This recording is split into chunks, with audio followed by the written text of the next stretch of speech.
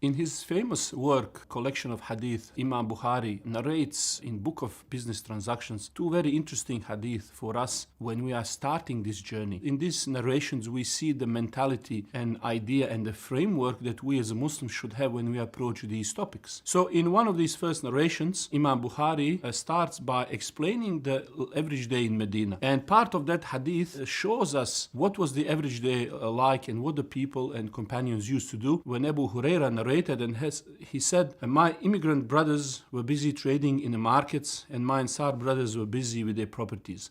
So we see on average day in Medina, companions, while the Prophet ﷺ was there alive, they were busy trading in the market and doing whatever they needed to do to sustain themselves. Even the Umar radiallahu anhu used to have a business partner and they used to swap their duties. During the day, one of the partner would maintain business, run a business. Umar, for example, would study with the Prophet ﷺ, and they used to meet in the night and they would exchange.